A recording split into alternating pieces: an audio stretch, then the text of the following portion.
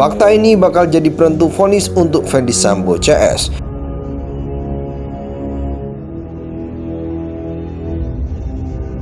Itu kan Saya kira memang kalau kita lihat ada upaya-upaya ya. Misalnya bagaimana misalnya DVR, bagaimana misalnya CCTV ya, tidak diserahkan ke Polres Jakarta Selatan ya. Saya tahu betul itu, saya yakin sekali karena memang di situ adalah ada upaya-upaya untuk mengaburkan persoalan ya. Sengaja memang untuk mempersulit penyidikan. Karena tujuannya adalah yang dua tadi mungkin tidak terlalu berpengaruh apa yang ada di lokasi ya. Tapi yang satu tadi mungkin berpengaruh. Yang satu itu adalah merupakan petunjuk kunci terbongkarnya kasus ini. Jadi Prof bilang meninggal, ada luka-luka sayatan, tembak menembak, dirubah, pelecehan seksual. Ini nih kalimat-kalimat kejahatan yang tidak bisa dimaafkan dengan segampangnya. Dakwaan jaksa itu absurd. Itu jaksa dia puluhan tahun loh menyiapkan edukasinya bahwa dia jaksa yang profesional. Tiba-tiba hanya sekian jam jadi nol. Ada apa ini? Saya katakan tadi ada 3 jenis level daripada hukuman itu secara gamblang nyata. Ini undang-undang. kalau nanti karena ini pembunuhan yang pertamanya atau primernya diancam mati dan hakim menjatuhkan mati atau seumur hidup, maka walaupun yang keduanya terbukti obstruction of justice-nya nggak bisa dijatuhkan karena maksimal itu kalau mati seumur hidup tidak ada hukuman tambahan kecuali kalau penjara di bawah 20 tahun ya. Kalau di bawah 20 tahun misalkan dijatuhkan 15 tahun untuk pembunuhannya.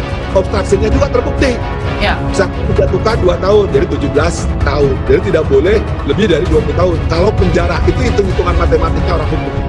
Direktur Eksekutif Lembaga Kajian Kepolisian Edi Hasibuan meminta hakim melihat fakta perintah Sambo guna memberikan vonis dalam perkara merintangi penyidikan atau obstruction of justice. Adapun ketujuh terdakwa dalam perkara yang disidangkan di Pengadilan Negeri Jakarta Selatan itu ialah Ferdy Sambo, Hendra Kurniawan, Agus Nurpatria, Arif Rahman Arifin, Baikuni Wibowo, Cang Putranto, dan Irfan Widianto. Perintah Sambo ini menjadi pertimbangan hakim nantinya dalam memberikan vonis, kata Edi dalam keterangannya Minggu 20 November.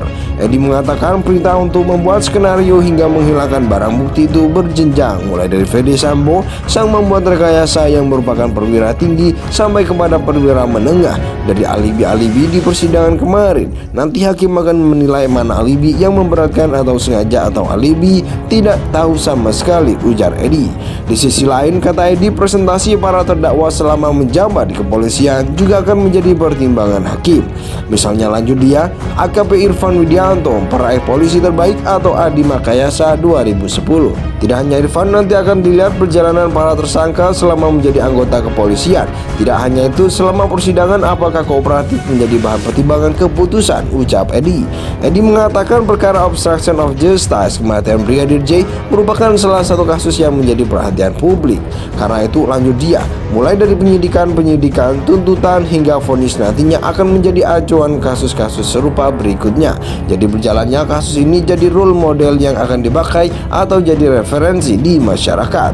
Harapan saya hakim penegak keadilan di fase terakhir dalam memutus atau vonis suatu kasus sebisa mungkin profesional, pungkas Edi. Selain perintangan penyidikan, sejatinya ada perkara pembunuhan yang berencana yang juga disidangkan di Pengadilan Negeri Jaksel ihwal kematian Brigadir J.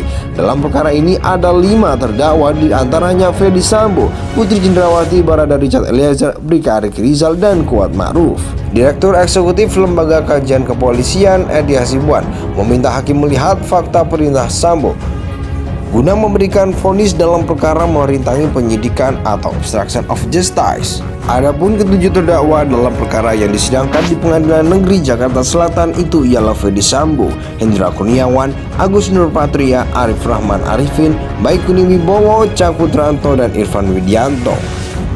Perintah Sambo ini menjadi pertimbangan hakim nantinya dalam memberikan vonis, kata Edi dalam keterangannya Minggu 20 November. Edi mengatakan perintah untuk membuat skenario hingga menghilangkan barang bukti itu berjenjang, mulai dari Ferdy Sambo, sang membuat rekayasa yang merupakan perwira tinggi, sampai kepada perwira menengah. Dari alibi-alibi di persidangan kemarin, nanti hakim akan menilai mana alibi yang memberatkan atau sengaja atau alibi tidak tahu sama sekali, ujar Edi. Di sisi lain, kata Edi, presentasi para terdakwa selama menjabat di kepolisian juga akan menjadi pertimbangan hakim.